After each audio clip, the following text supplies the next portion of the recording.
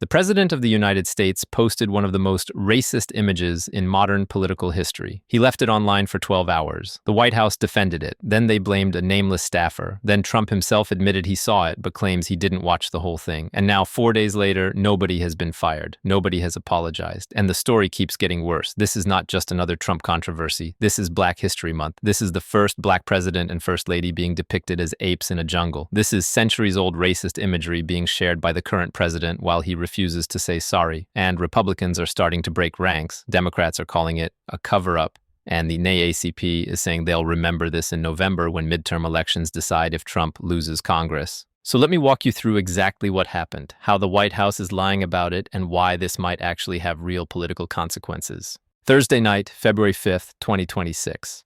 11:44 p.m. Eastern Time, President Donald Trump's Truth Social account posts a video, 1 minute long, starts with election conspiracy theories, false claims about voting machines rigging the 2020 election, graphs, charts, screenshots, and then 59 seconds in, it suddenly cuts to Barack and Michelle Obama, their faces superimposed onto cartoon apes dancing in a jungle, the song The Lion Sleeps Tonight playing, 1 second long, then it cuts back to election fraud footage. That's it, 1 second, but that 1 second is everything, because comparing Black people to apes is one of the oldest, most dehumanizing racist tropes in American history. Slaveholders used it to justify slavery, segregationists used it to justify Jim Crow laws. White supremacists used it to dehumanize Black Americans for centuries. And now the President of the United States just shared it with his 11.7 million followers. Friday morning, people wake up, they see the video, screenshots start circulating, Twitter explodes, X explodes, social media goes insane, and the calls start coming in. Delete it, apologize, take responsibility, but the White House doesn't take it down, not yet. Instead, at 10 a.m., White House Press Secretary Caroline Leavitt issues a statement, and listen to this. This is from an internet meme video depicting President Trump as the king of the jungle and Democrats as characters from The Lion King. Please stop the fake outrage and report on something today that actually matters to the American public. Fake outrage. She called it fake outrage. The president posted a video of the first Black president and First Lady as apes during Black History Month, and the White House called criticism fake outrage. But here's the thing, Leavitt was lying. The original video from October 2025 showed multiple Democrats as different animals, Hillary Clinton as a warthog, Joe Biden as some other creature, but the version Trump posted, only the Obamas, only Black people, only apes. That's not Lion King. That's racism. And Republicans knew it. Senator Tim Scott, the only Black Republican in the United States Senate, one of Trump's closest allies, posted on X, praying it was fake because it's the most racist thing I've seen out of this White House. The president should remove it. The most racist thing I've seen out of this White House. Tim Scott doesn't criticize Trump, ever. He defends him. He campaigns for him. He chairs the National Republican Senatorial Committee. And he just called this the most racist thing he's ever seen from Trump. That's how bad it was. Congressman Mike Lawler, New York Republican, facing a tough re-election in a swing district, posted, "The president's post is wrong and incredibly offensive, whether intentional or a mistake, and should be deleted immediately with an apology offered."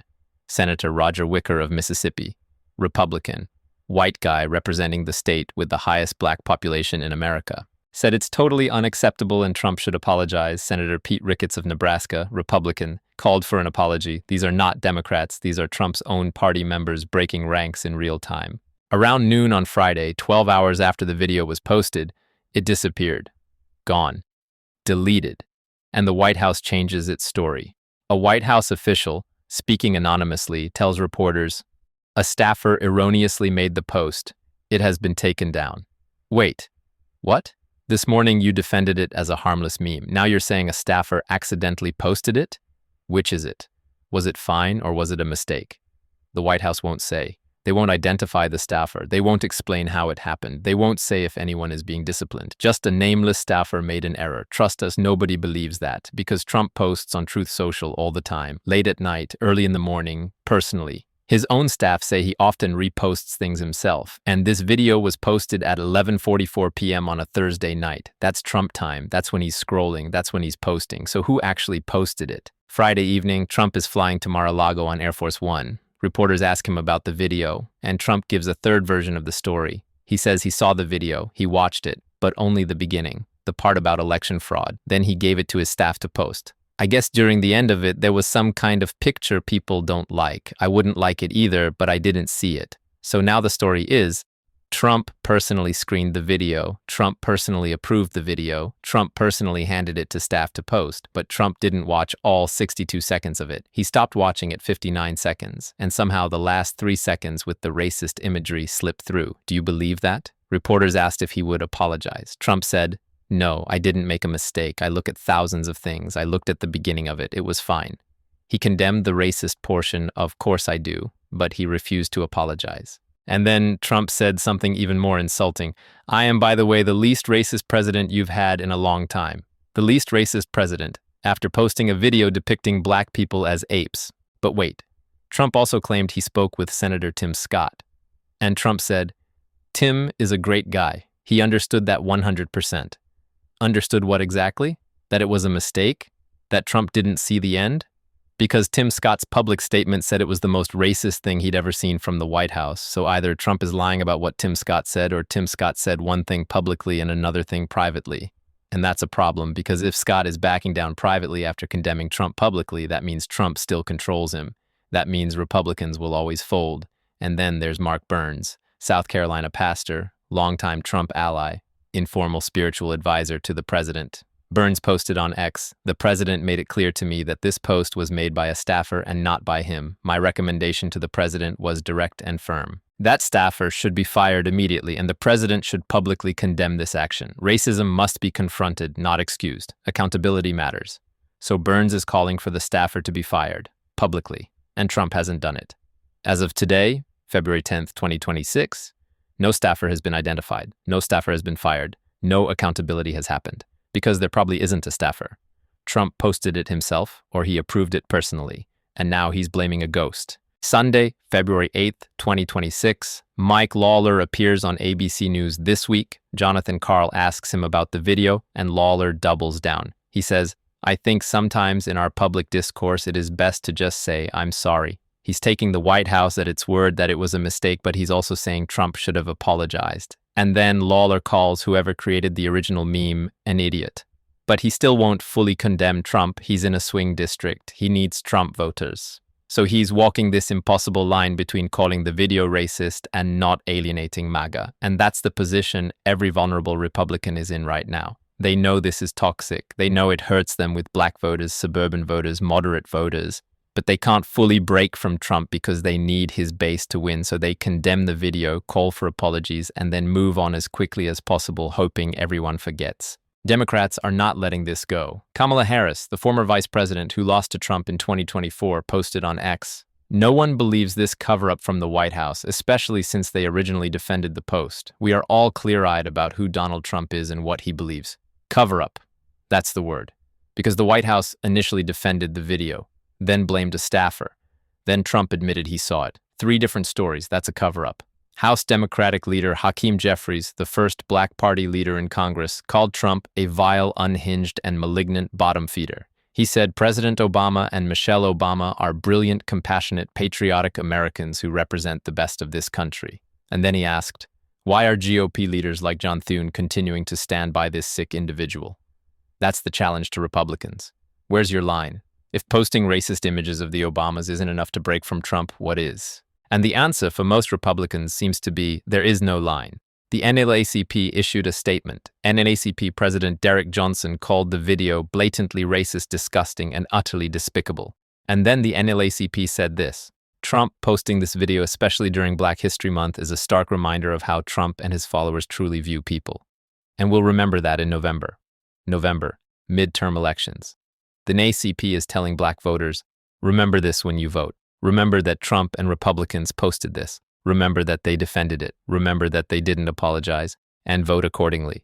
Because if Democrats take back the House or Senate, Trump faces new impeachment proceedings, he faces investigations, he loses power, and Republicans know that. They're already worried about losing their slim majorities in both chambers, and now Trump just handed Democrats a massive gift. Reverend Bernice King, daughter of Martin Luther King Jr., posted on social media. She resurfaced her father's words, "Yes, I'm black. I'm proud of it. I'm black and beautiful." And then she wrote, "We are diverse, innovative, industrious, and inventive. We are beloved of God as postal workers and professors, as a former First Lady and President. We are not apes."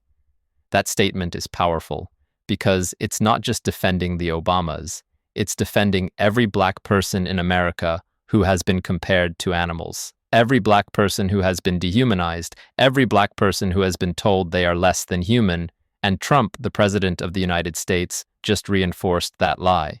During Black History Month, which, by the way, is celebrating its 100th anniversary this year, 100 years of Black History Month, and Trump marked it by posting racist imagery of the first black president. Here's what nobody is talking about enough. The Obamas haven't responded at all.